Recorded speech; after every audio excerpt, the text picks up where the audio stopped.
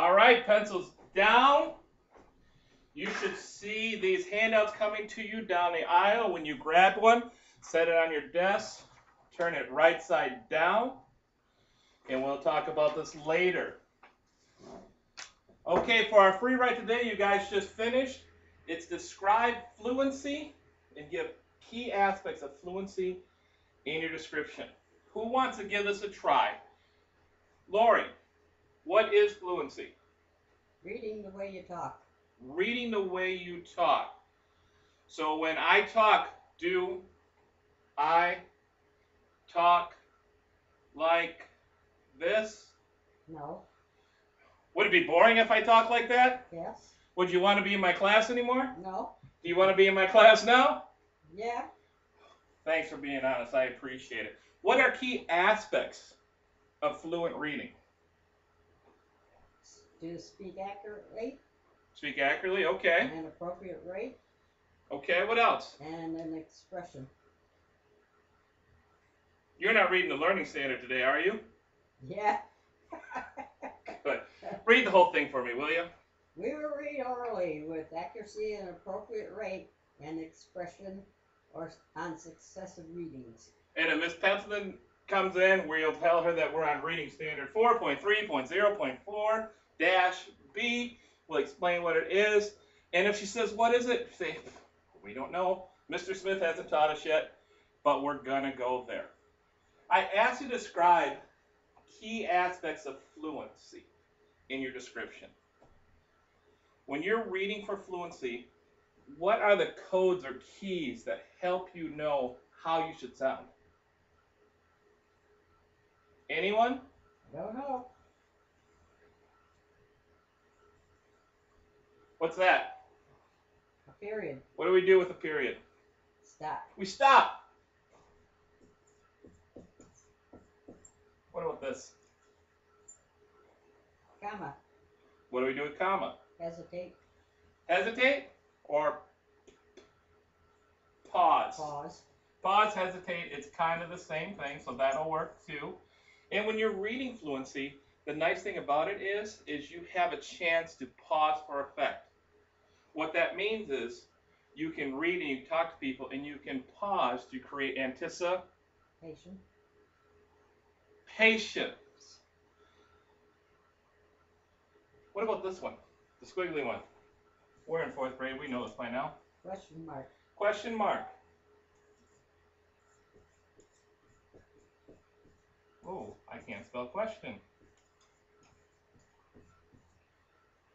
What happens to our voice at the end of a question so we know that it's a question? Kind of raise your voice. It does. You go up.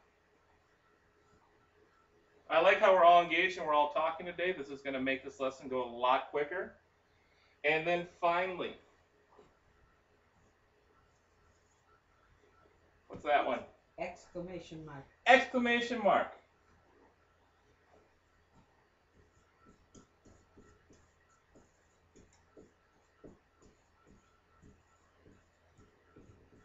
What do we do so that way we know where it's exclamation mark?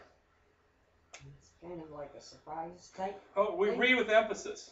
We say the word louder, clearer, so everyone knows. And all together they're called punctuation marks. Punctuation marks. Also, we can add to this all caps. That is not going to be in our text today, but when someone reads in all caps, it means they are yelling.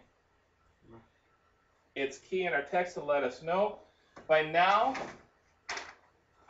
we should have this, and the key part about fluency is it takes practice.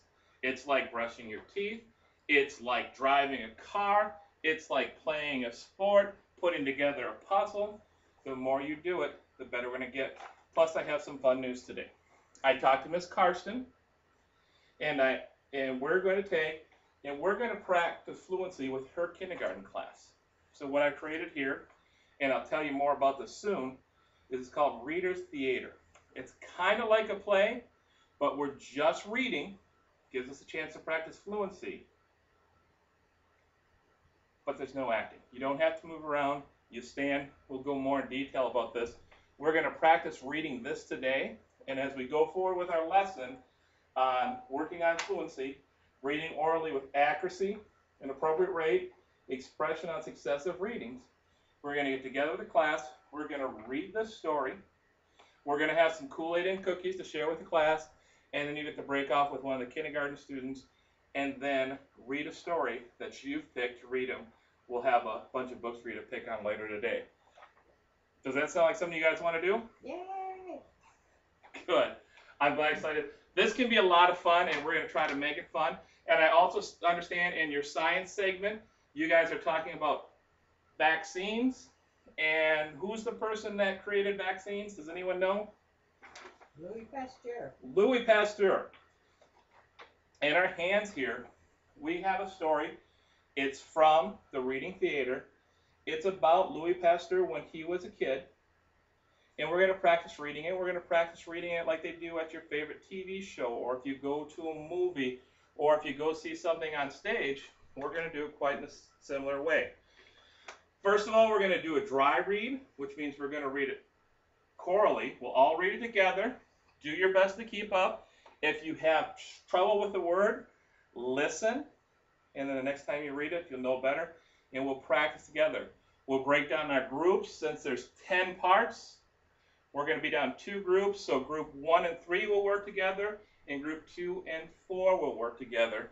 So just like when you work in your normal workstations, instead of 4 stations, for the next few days, probably 6-7 days, we're going to be working in 2 groups. So this is about Louis Pasteur. As you look at it, what do you notice that's different about this text than a lot of books that we read?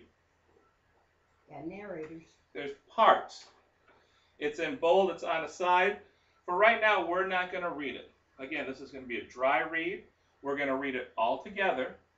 And we're just going to follow along the second time through. I will read. You guys will echo read. Are you guys ready? Yes. Okay. Louis Pasteur was a French scientist who was born in 1822.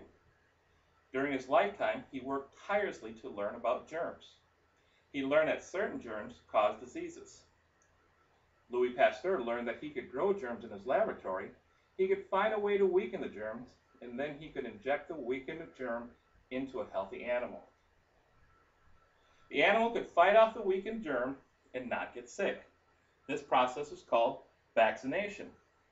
Louis Pasteur did not invent vaccination, but he was the first to discover how to make vaccination from germs. His work has saved millions of lives all over the world. Even after solving the riddle of many diseases, Louis was still not satisfied. Toward the end of his life, he was determined to conquer one more disease, the deadly disease of rabies. His interest in this awful disease began when he was a small boy in a French village. Louis, quick, come in the house. Why, Mama? I'm playing. Now, Louis! Hurry! Don't argue!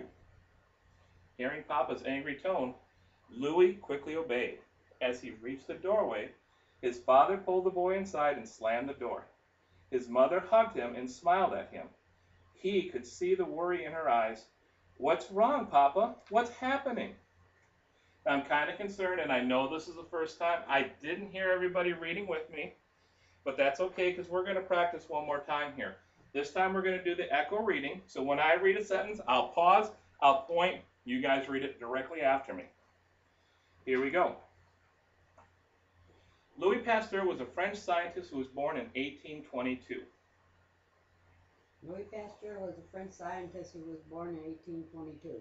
During his lifetime, he worked tirelessly to learn about germs. During his lifetime, he worked tirelessly to learn about germs. He learned that certain germs cause diseases. He learned that certain germs cause diseases. Louis Pasteur learned that he could grow germs in his laboratory.